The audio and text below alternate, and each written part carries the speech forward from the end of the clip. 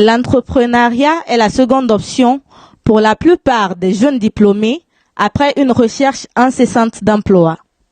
Faisant face à de nombreux obstacles qui sont pour la plupart dus à un manque d'expérience, au taux d'embauche considérablement inférieur au taux de demande et surtout à la formation universitaire très limitée qui réduit les perspectives d'avenir pour ces jeunes diplômés et accroît le taux de chômage.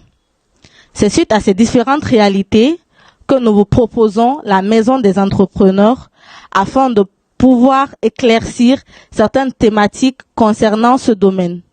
Donc, nous aurons pour invité aujourd'hui M. Billy, de son vrai nom Joseph Billy Vogui, qui est le PDG du groupe Everest. Le groupe Everest est une entreprise qui évolue dans la construction, l'industrie, la distribution et la prestation des services.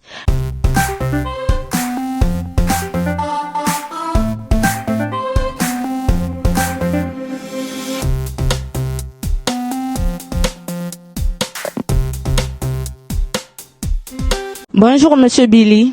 Bonjour. J'espère que vous allez bien. Merci beaucoup. Bienvenue dans notre émission. Merci.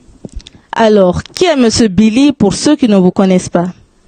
Ok. Pour faire tout simple, à l'état civil, c'est Joseph Maxime Billy Vogui, communément appelé Monsieur Billy, bon, pour les intimes. Je suis appelé comme ça sur les réseaux, par les amis et tout. Bon, c'est une coupure du nom Billy Vogui et c'est assez facile, je crois. Donc c'est pourquoi on m'appelle Monsieur Billy. D'accord. Et pourquoi avoir choisi le nom Everest? Ok. Au départ, j'ai choisi le nom Nimba. Nimba Group SARL à l'époque lorsque nous voulions créer l'entreprise, après qu'on ait eu un peu de moyens pour passer à la formalisation. Maintenant, lorsque nous sommes partis à la pipe, au lieu de Nimba, le notaire avait trouvé qu'il y avait beaucoup d'entreprises du nom de Nimba. Donc ils nous ont proposé de choisir un autre. Mais vu que l'urgence était là, la pression était là, il fallait donc trouver un autre nom sur place. Bon, vu que Nimba, je m'étais inspiré du mont Nimba, donc le sommet le plus élevé en République de Guinée, je vais avoir une entreprise qui va grandir. Je me suis dit, bon, je reste avec les monts, je prends Everest. Parce qu'en Guinée, bon, certes, à l'extérieur, il y a des entreprises d'Everest, mais en Guinée, c'est pas tellement répandu. C'est ainsi qu'on s'est retrouvé avec Everest.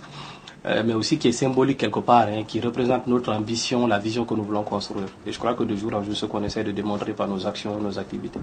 D'accord. Et on a compris également que sous vos postes, les gens vous appellent le loup. Ouais. Donc, ce loup-là, c'est significatif ou... Oui, c'est un grand symbole. Pour moi, le loup représente énormément de choses.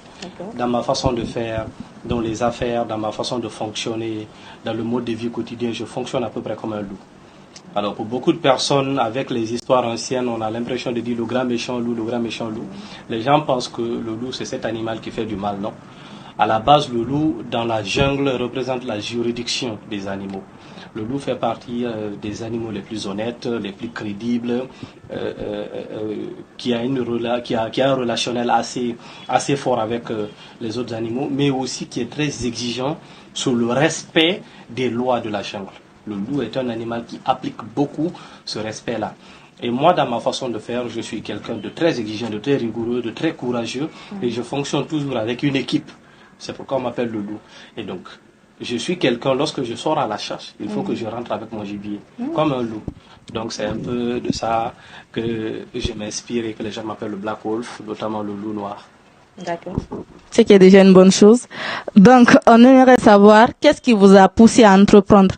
Est-ce une passion ou parce que vous voulez gagner votre vie? Bon, moi, je l'ai toujours dit dans mes conférences, je n'entreprends pas parce que c'est une passion ou quelque chose. Non, à la base, moi, ma passion, c'est être calligraphe. Moi, je dessine très bien correctement.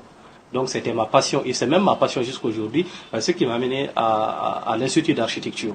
Lorsque j'ai eu mon bac très bien classé, je regardais quelles sont les filières qui pouvaient se rapprocher à mon talent. Et j'ai remarqué que c'était l'architecture parce que ça parlait de dessin, d'art et tout. Donc, je voulais aller faire ça. Donc l'entrepreneuriat, j'arrive dans l'entrepreneuriat réellement lorsque je faisais la 3e année d'université parce que je traversais des difficultés.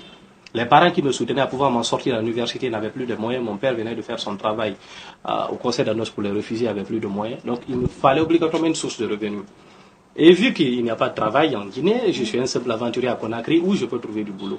Donc il fallait trouver une solution pour pouvoir faire quoi? Pour pouvoir m'en sortir, gagner un peu d'argent. C'est ainsi donc j'ai commencé à faire des petites activités. Et ce sont ces petites activités-là qui ont nourri en fait le goût d'entreprendre. Donc je suis arrivé dans l'entrepreneuriat parce que je voulais juste manger. Mais de manger, c'est devenu une carrière que je suis en train de construire et aujourd'hui on peut plus s'en passer. C'est comme ça que je suis arrivé à l'entrepreneuriat. Donc, vous avez eu des étapes à franchir. Ok, Monsieur Billy, on aimerait également savoir, parce que le monde de l'entrepreneuriat, c'est pas un monde, c'est rempli d'embauches en fait. Donc, il vous arrive des difficultés qui vous poussent des fois à dire, non, je vais abandonner, c'est trop pour moi, je peux plus continuer. Est-ce que ça arrive des fois? Non, abandonner ne fait pas partie du vocabulaire, on n'entreprend pas pour abandonner. Mais les difficultés, oui. Et ce qui est important pour savoir, c'est même l'une des premières mentalités à avoir avant de se lancer en entrepreneuriat, c'est de comprendre que les difficultés font partie du processus et que c'est normal en fait. Donc vous voyez, lorsque vous voyez la difficulté comme quelque chose de normal qui doit arriver, ça ne te ferait plus. Parce que quand ça arrive, tu te dis que non, mais je m'attends à ça en fait.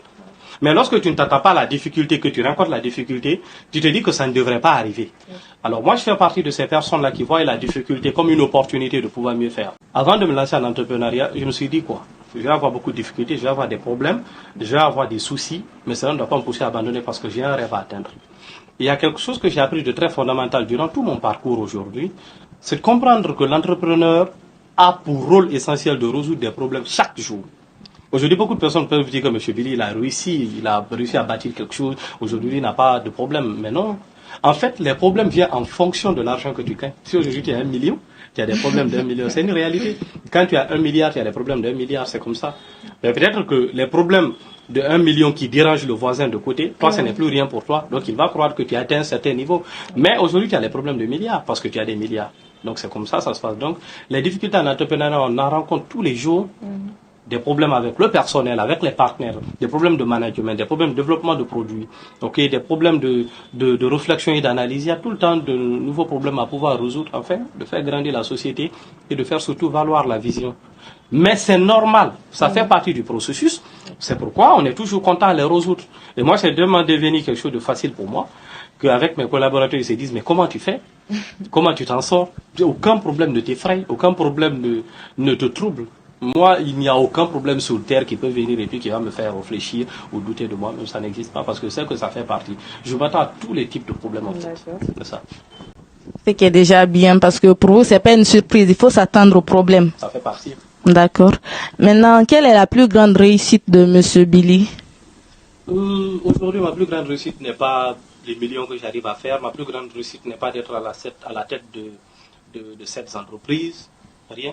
Ma plus grande réussite pour moi, c'est de voir des jeunes qui n'avaient pas de moyens par mon canal qui sont en train de se construire une carrière. Aujourd'hui, nous créons une centaine d'emplois en République de Guinée. Mais lorsque je regarde les jeunes au départ qui n'étaient que de simples étudiants aujourd'hui qui arrivent à se construire une vie, qui commencent à avoir des rêves, des ambitions, qui sont en train de travailler comme des professionnels, c'est ma plus grande réussite. Je suis fier de voir l'impact que j'ai sur le monde en fait. L'impact que j'ai sur les jeunes partout en Afrique où je passe, où je donne des séminaires, des conférences. Je vois qu'il y a des gens qui sont personnellement touchés par tout ce que j'apporte en fait à la communauté africaine. Et moi, c'est ma plus grande réussite. Parce que j'aimerais avoir une Afrique forte avec des jeunes ambitieux, avec des jeunes qui réalisent des projets extraordinaires. Donc voir cela se réaliser progressivement, pour moi, c'est ma plus grande satisfaction. Bien sûr, certains vont dire, ouais, mais on entreprend pour de l'argent, certes. Ça fait partie du processus, mais ce n'est pas le but en soi.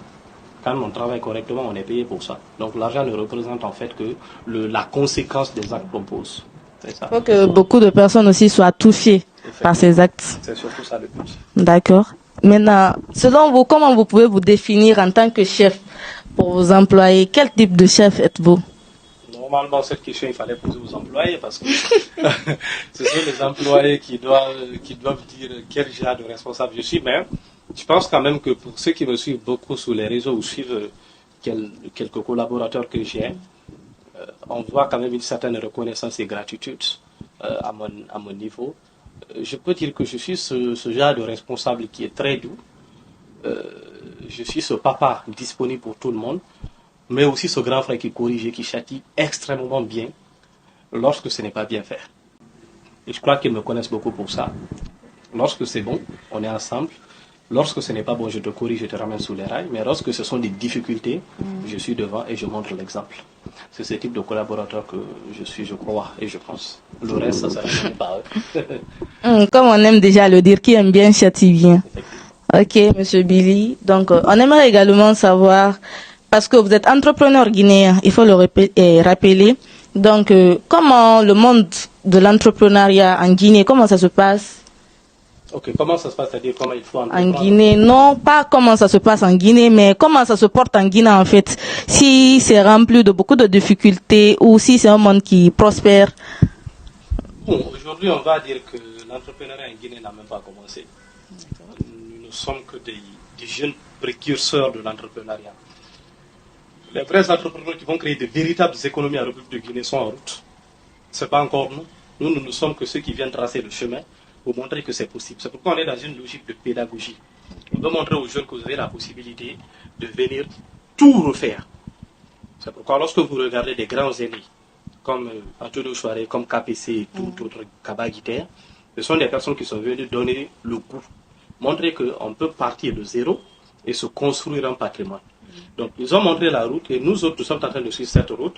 Et nous voulons donc inspirer les jeunes à comprendre que ce que nos grands frères ont réussi à faire, nos aînés ont réussi à faire, c'est vrai, c'est possible, vous pouvez le faire. Donc, ça fait deux éléments qui rassurent les jeunes. Et lorsqu'on a deux éléments qui rassurent, automatiquement, tout le monde va bondir. Et aujourd'hui, ce qu'on remarque, beaucoup de jeunes commencent à oser sortir ou élargir leur zone de confort pour faire quoi? Pour créer des entreprises. Ce sont ces jeunes-là demain qui seront des champions nationaux, qui vont casser tous les côtes de l'économie. Et c'est sur eux que nous comptons pour la Guinée de demain. Donc nous, à notre retour, ce qu'on est en train de faire aujourd'hui, c'est d'inciter cette jeunesse-là à croire en elle-même. On est en train de réaliser pour nous, en l'espace de quelques années, aujourd'hui, on a réussi à bâtir une belle prouesse. On a encore 20 à 30 années devant nous pour pouvoir construire le reste du patrimoine, mais ça ne suffira pas, parce que la mission est extrêmement grande. Nous comptons sur la jeunesse qui nous suit, cette jeunesse dynamique. On a une population à 75% jeune, de cette population-là qui va relever la patte et permettre à l'Afrique de se bâtir réellement. Et c'est sur ces jeunes-là qu'on compte. Donc nous, on ne fait que tracer le chemin. D'accord, Monsieur Billy. Donc, pour finir, on veut savoir qu'est-ce que vous conseillez à ces jeunes qui veulent eux aussi se lancer dans ce monde de l'entrepreneuriat. Qu'est-ce que vous leur conseillez? Je veux préciser aujourd'hui à la jeunesse guinéenne quelques éléments clés pour ceux qui veulent entreprendre et pour ceux qui veulent apporter leur grain de sel à cette économie qu'on est en train de construire à tous. La Guinée est notre bien commun et tout ce que nous ferons pour le développement de cette économie doit être quelque chose qui vient du cœur. En première position, ce que je vous conseille, c'est l'audace. Vous devez être audacieux. Lorsque vous avez un rêve et un objectif, suivez votre objectif. N'ayez pas peur de vous présenter, n'ayez pas peur de parler de votre projet, n'ayez pas peur d'insister sur vos idées.